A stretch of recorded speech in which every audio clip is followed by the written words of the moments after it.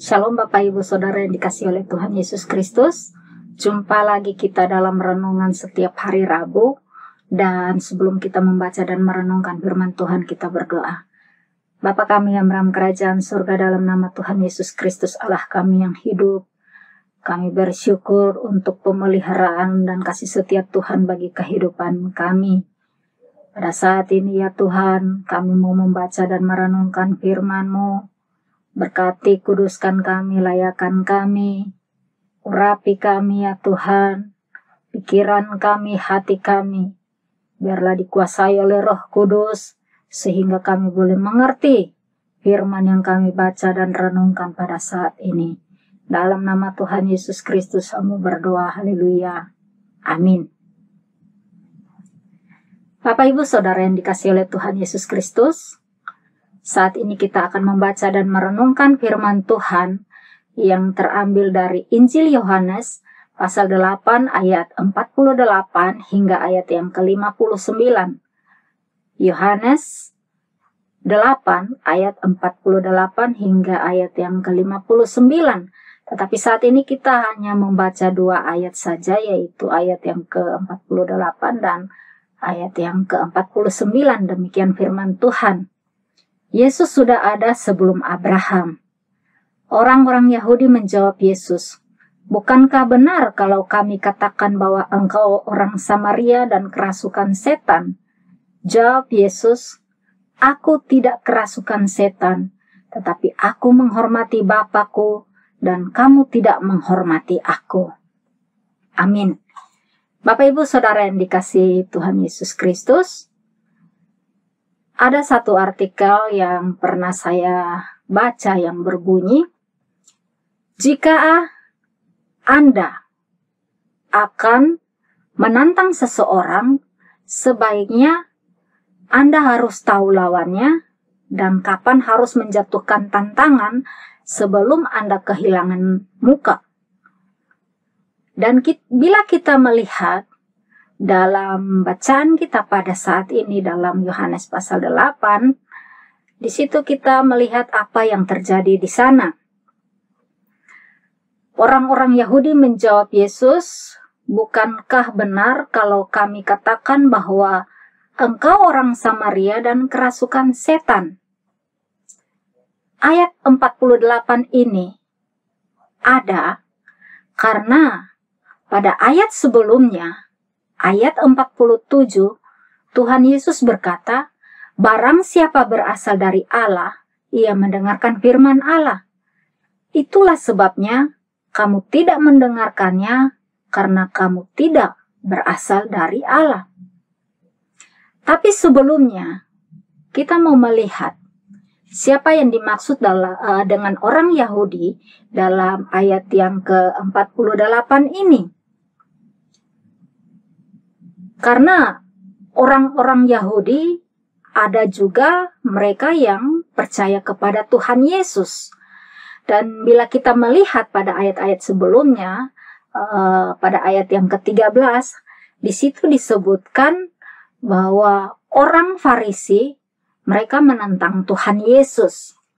Sejak Tuhan Yesus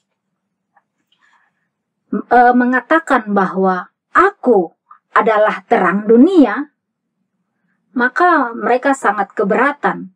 Mereka mengatakan bahwa kesaksian Yesus itu tidak benar.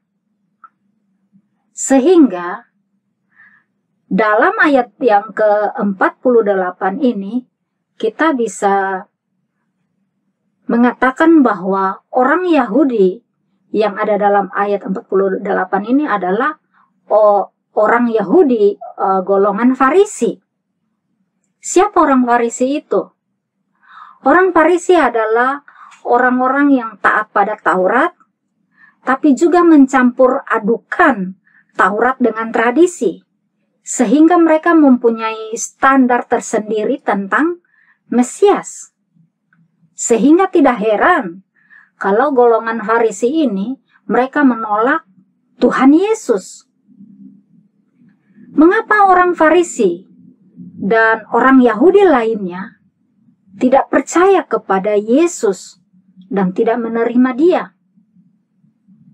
Yang pertama, karena mereka menganggap Yesus tidak memenuhi persyaratan. Yesus adalah Mesias yang tidak memenuhi nubuatan mesianis. Yang mana waktu itu bangsa Yahudi, mereka berada dalam penjajahan bangsa Romawi. Dan bangsa Yahudi, mereka ingin bebas atau merdeka dari jajahan orang Romawi. Mereka mengharapkan kemerdekaan, mereka mengharapkan pembebasan. Tetapi apa yang mereka idam-idamkan, mereka tidak dapat. Apa yang mereka idam-idamkan tidak tercapai. Karena Tuhan Yesus datang ke dalam dunia bukan hanya untuk membebaskan atau memerdekakan manusia secara fisik, tetapi Tuhan Yesus datang ke dunia untuk membebaskan atau memerdekakan manusia dari dosa. Yang kedua, yang menjadi masalah bagi orang Yahudi adalah sumber kuasa ketika Tuhan Yesus mengadakan penyembuhan secara ajaib. Menurut orang-orang Yahudi yang menentang Tuhan Yesus, mereka berkata bahwa Yesus bekerja di bawah kuasa Belzebul. Kita bisa melihat dalam Injil yang lain, yaitu dalam Injil Matius pasal 12 ayat 22, kemudian Lukas 11 ayat 14 dan sampai dengan ayat yang ke-23. Jadi yang sebenarnya orang-orang yang menolak Yesus adalah orang-orang yang mengerti. Mereka yang mengerti agama. Mereka bukan orang awam, bukan orang biasa. Dan kita masih melihat dalam bacaan tadi, ayat yang ke-28, bahwa orang-orang Yahudi mereka katakan Yesus adalah orang Samaria. Pertama mereka katakan Yesus adalah orang Samaria. Kemudian yang kedua mereka katakan bahwa Yesus kerasukan setan. Mengapa mereka mengatakan demikian? Jika kita melihat dalam ayat yang ke-47 yang tadi sudah saya bacakan, di mana Tuhan Yesus mengatakan barang siapa yang berasal dari Allah, ia mendengarkan firman Allah. Itulah sebabnya kamu tidak mendengarkannya, karena kamu tidak berasal dari Allah. Dari ayat ini, orang Yahudi, golongan Farisi menunjukkan kemarahan mereka. Mereka mengatakan, engkau orang Samaria dan kerasukan setan. Kalau kita perhatikan kalimat, kata-kata, bahasa yang mereka tujukan kepada Tuhan Yesus merupakan perkataan yang sangat kasar. Perkataan yang sangat menghina, kata-kata yang sangat merendahkan.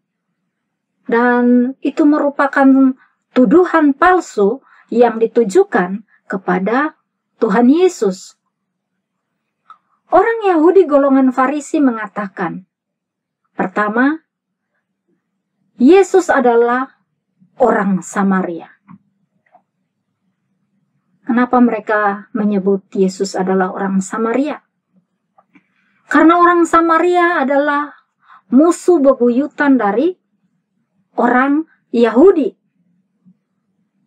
Dan orang Samaria adalah penyembah berhala.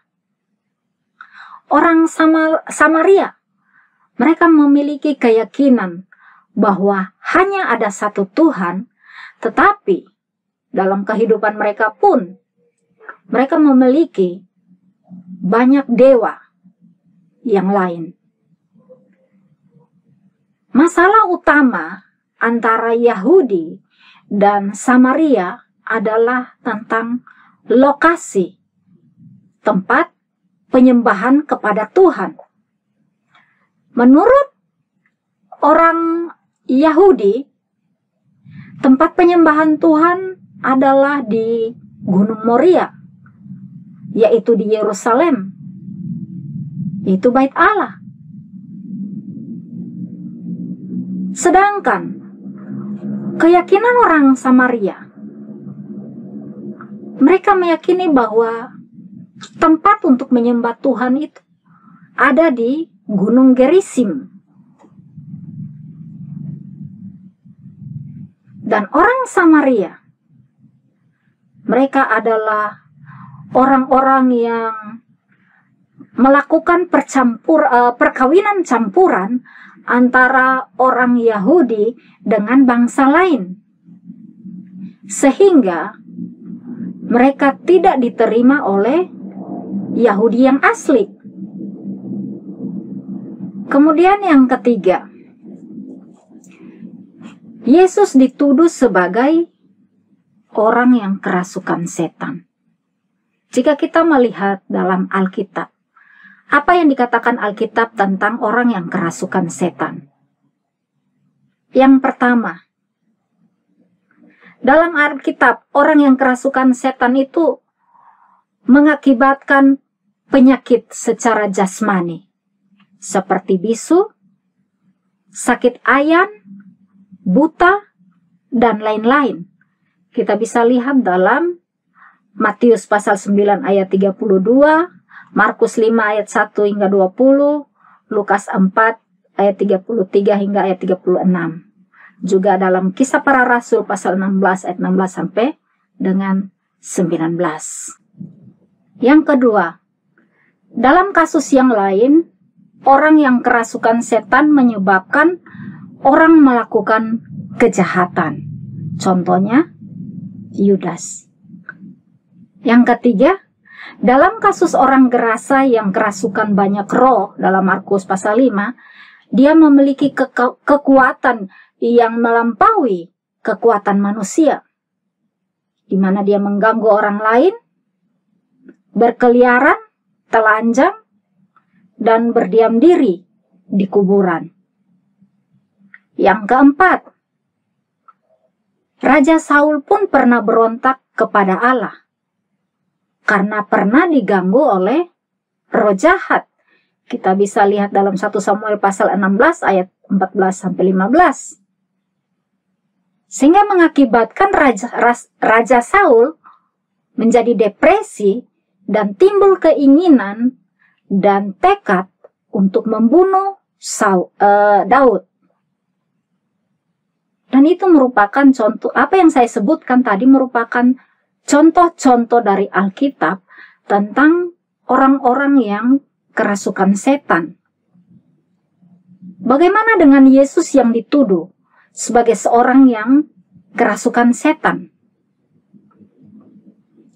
Apakah sepanjang kehidupan Yesus di dunia, Tuhan Yesus pernah mengalami hal-hal seperti yang tadi sudah disebutkan? Tentunya tidak.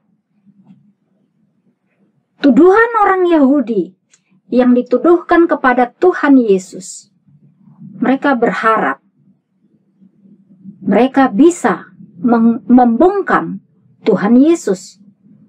Karena dalam setiap percakapan mereka dengan Tuhan Yesus, mereka telah mempersiapkan senjata yang ampuh untuk membungkam Tuhan Yesus. Yang ternyata yang terjadi adalah sebaliknya. Mereka yang dibungkam oleh Tuhan Yesus. Tujuan orang Yahudi menjuluki Yesus adalah orang Samaria, dan orang yang kerasukan setan adalah agar orang-orang Yahudi lainnya pun mereka membenci Yesus. Karena dalam ayat 30 dikatakan ada banyak orang yang percaya kepada Yesus. Di sini ada ketakutan dari orang-orang Yahudi golongan Farisi tersebut. Jika orang banyak mengikuti Yesus, maka mereka pastinya akan kehilangan para pengikut. Dan bagi orang Yahudi, bergaul dengan orang Samaria adalah haram. Kita bisa lihat dalam Yohanes pasal 4 ayat yang ke-9. Dengan semua yang dituduhkan kepada Yesus, apakah Tuhan Yesus mundur karena tuduhan dari orang Farisi tersebut? Apakah Tuhan Yesus memarahi mereka? Dan bagaimana Tuhan Yesus menanggapi tuduhan-tuduhan tersebut? Bapak, Ibu, Saudara yang dikasihi oleh Tuhan Yesus Kristus, tuduhan-tuduhan yang ditujukan kepada Tuhan Yesus tidak pernah mundur. Dia pun tidak marah kepada mereka. Dan Tuhan Yesus menanggapi tuduhan-tuduhan orang Farisi itu dengan tenang. Tuhan Yesus menanggapinya dengan sopan, tapi tegas. Kita bisa lihat dalam ayat yang ke-49. Jawab Yesus, "Aku tidak kerasukan setan, tetapi aku menghormati Bapa-Ku, dan kamu tidak menghormati aku." Di sini Tuhan menjawab bahwa apa yang dituduhkan kepadanya tidaklah benar. Tuhan Yesus menangkis semua tuduhan, hinaan yang ditujukan kepadanya. Dan dia tidak pernah membalas apa yang dilakukan oleh orang-orang Yahudi tersebut kepadanya. Dan inilah yang menjadi teladan bagi kita sebagai orang yang percaya kepada Tuhan Yesus. Dalam ayat yang ke-48b berbunyi, "Aku menghormati Bapa-Ku." Menunjukkan bahwa Yesus tidak mungkin kerasukan setan. Karena orang yang kerasukan setan tidak mungkin akan menghormati Bapaknya.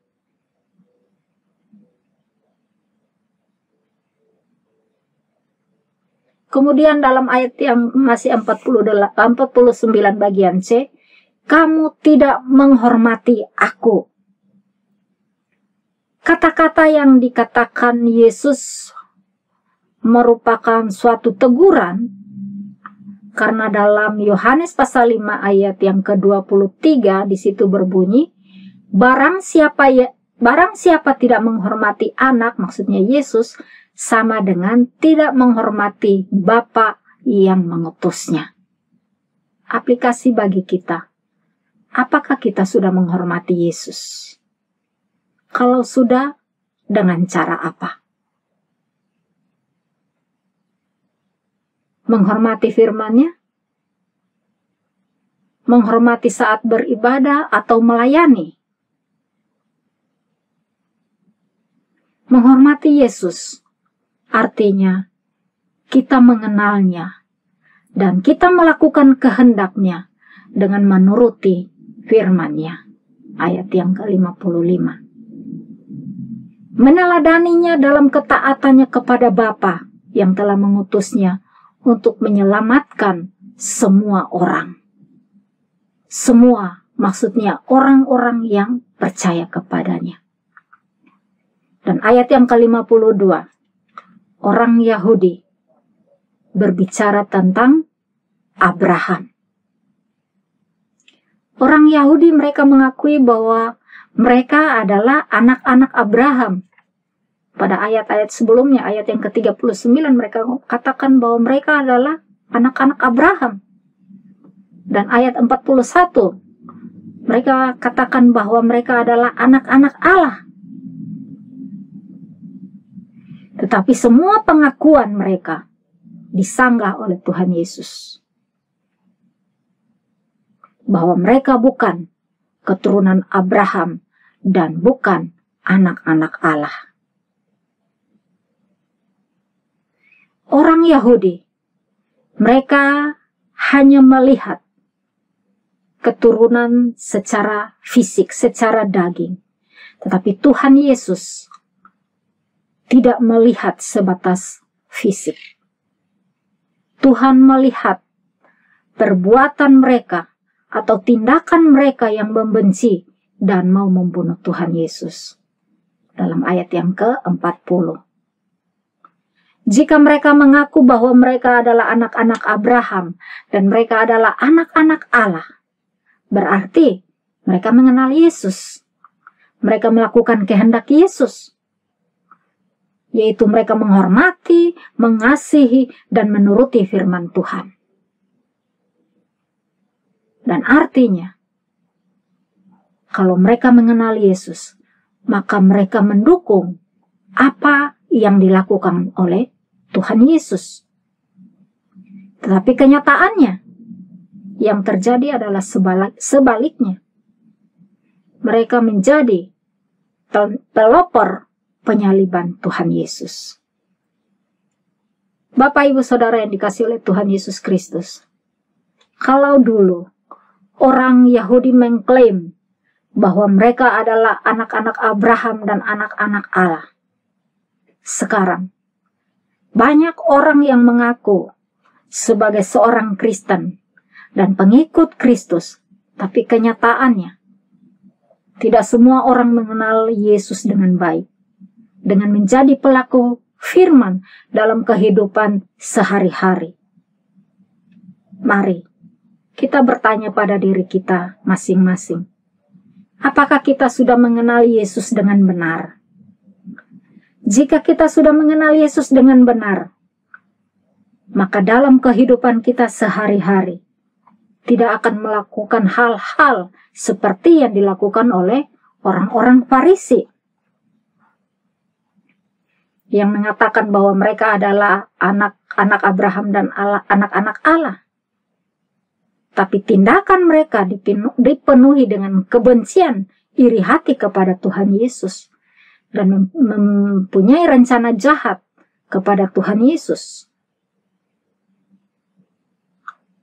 Kehidupan orang Kristen yang benar-benar mengenal dan menuruti firman Tuhan dapat dilihat dalam kehidupan sehari-harinya. Baik itu dalam cara berpikirnya, dalam perkataannya, bahkan dalam perbuatannya atau tindakannya sehari-hari. Amin. Kiranya firman Tuhan saat ini boleh menjadi berkat bagi kehidupan kita semua. Amin. Kita berdoa. Terima kasih Tuhan Yesus untuk firman Tuhan pada saat ini. Biarlah kami dikuasai oleh Roh Kudus untuk kami mampu menjadi pelaku-pelaku firman, menjadi saksi di dalam kehidupan kami di dalam dunia ini ya Tuhan. Dan kami boleh menjadi berkat bagi sesama kami dimanapun kami berada. Terima kasih Tuhan Yesus, kami bersyukur untuk firman Tuhan pada saat ini. Di dalam nama Tuhan Yesus, hamba berdoa dan bersyukur, haleluya. Amin.